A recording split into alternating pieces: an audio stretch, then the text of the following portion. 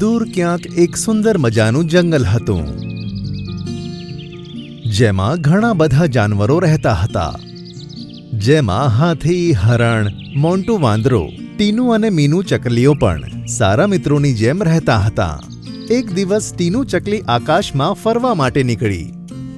ઘણા સમય ઉડ્યા પછી તેણે આરામ કરવાનું વિચાર્યું અને એક ઝાડની ડાળી પર જઈને બેસી ગઈ. તેણે જોયું કે ઝાડ પર સુંદર મજાના રંગબેરંગી ફૂલો હતા અને બધા જ ફૂલો ભીના દેખાતા હતા. અરે, આવું કેવી રીતે થઈ શકે? વાતાવરણ તો એકદમ ગરમીવાળું છે.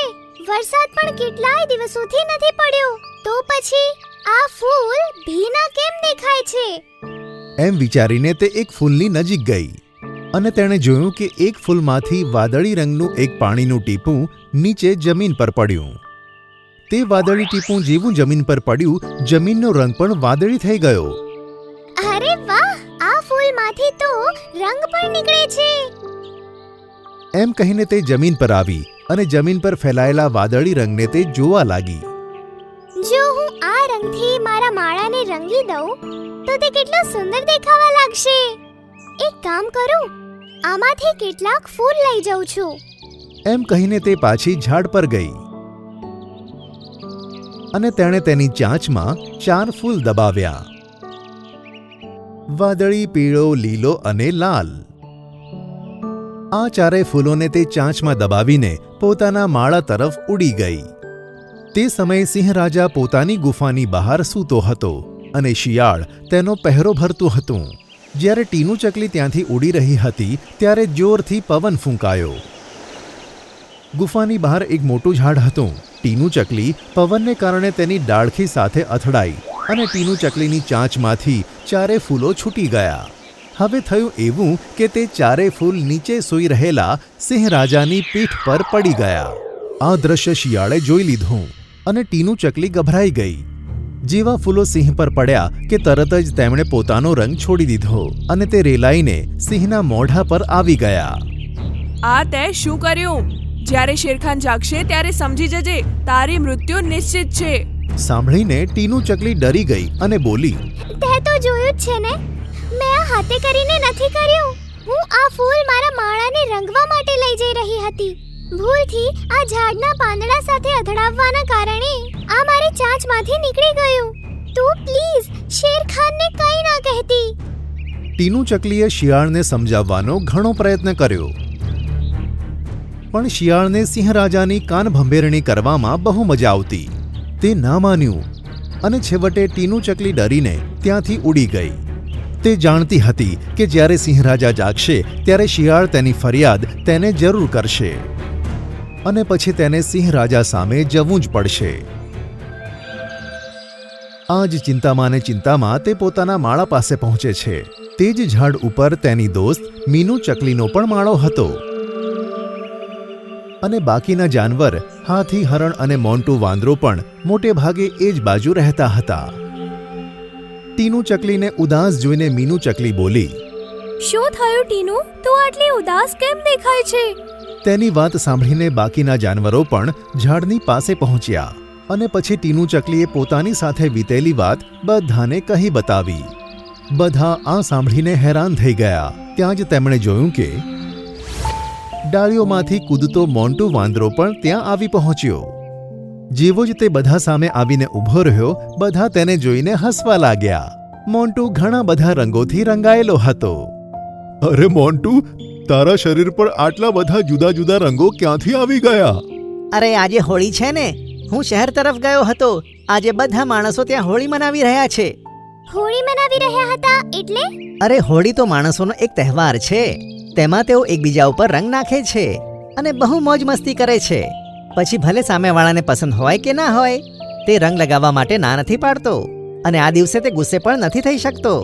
આ સાંભળીને ટીનુ ચકલીને વિચાર આવ્યો અને તે બોલી, આપણે પણ જંગલમાં આ હોળીનો ફેસ્ટિવલ ઉજવીને તેને સેલિબ્રેટ કરી શકીએ છીએ.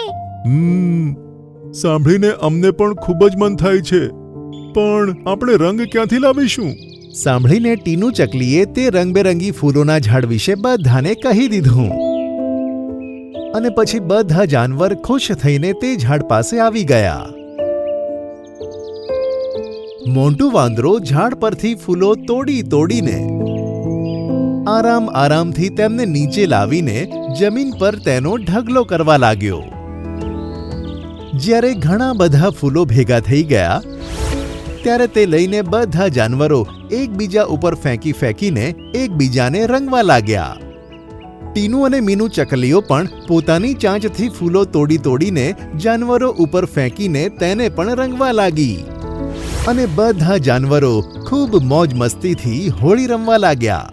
બીજી બાજુ જ્યારે સિંહ રાજા ઊંઘમાંથી જાગ્યો તો સીધો તળાવ પાસે પાણી પીવા ગયો. તળાવના પાણીમાં જોતા તેને ખબર પડી કે તેના મોઢા ઉપર જાતના રંગો લાગેલા છે. તો તે શિયાળને પૂછવા લાગ્યો, મારા શરીર ઉપર આ રંગ ક્યાંથી આવ્યો? અને શિયાળ ચુગલી કરતા બોલ્યું, ટીનુ ચકલીએ તમારા શરીર ઉપર રંગબેરંગી ફૂલો નાખીને હુમલો કર્યો હતો જ્યારે તમે સૂઈ રહ્યા હતા. આ તેના જ કાર્યો છે. સાંભળીને સિંહ રાજા ગુસ્સે થઈ ગયો અને ટીનુ ચકલીની ખબર લેવા ત્યાંથી નીકળી ગયો. થોડે દૂર ગયા પછી તેણે જોયું કે બધા જાનવર એકબીજા ઉપર રંગ નાખીને હોળી રમી રહ્યા છે. તેણે કંઈ ખબર ના પડી. બધા જાનવરો તેને જોઈને ઊભા રહી ગયા. ટીનુ ચકલી, જ્યારે હું સૂતો હતો ત્યારે મારી ઉપર રંગ નાખીને ભાગી ગઈ. તારી હિંમત કેવી રીતે થઈ? આ સાંભળીને બધા ડરી ગયા હતા કે ટીનુ ચકલીનો જીવ હવે કોઈ બચાવી નહીં શકે. શિયાળના મોઢા ઉપર લુચ્ચું હાસ્ય હતું. તે રાહ જોતું હતું કે ક્યારે ટીનુ ચકલી સિંહ રાજાના મોઢાનો કોળિયો બને. હવે ટીનુ ચકલીએ પોતાના આઈડિયા પ્રમાણે બોલવાનું શરૂ કર્યું. શેરખાન, આ વખતે અમે જંગલમાં હોળીનો ફેસ્ટિવલ ઉજવવાનો નિર્ણય કર્યો હતો.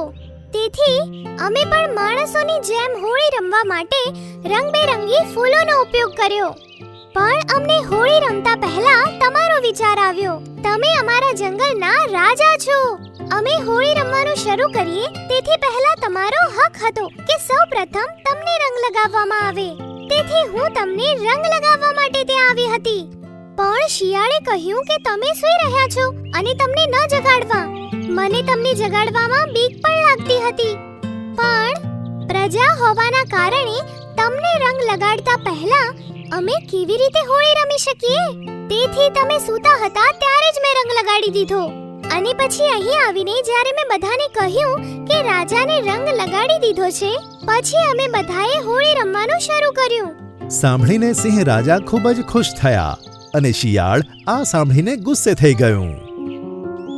બાકીના જાનવરો પણ મનમાં ને મનમાં ટીનુ ચકલીની સમજદારી પર ખુશ થવા લાગ્યા કે કેવી રીતે તેને પોતાની ચતુરાઈથી આટલી મોટી મુશ્કેલીથી છુટકારો મેળવ્યો. આ સાંભળીને સિંહ રાજાએ કહ્યું, બધા જાનવરોને મારા તરફથી હેપી હોલી.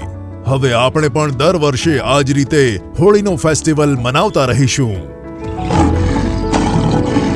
આમ કહીને સિંહ રાજા પોતાની ગુફા તરફ આગળ વધ્યો અને શિયાળ નિરાશ થઈને સિંહ રાજાની પાછળ ગયું. પછી બધા રાજાઓએ ટીનુ ચકલીના વખાણ કર્યા અને હળી મળીને ખૂબ મોજ મસ્તીથી હોળી મનાવવા લાગ્યા.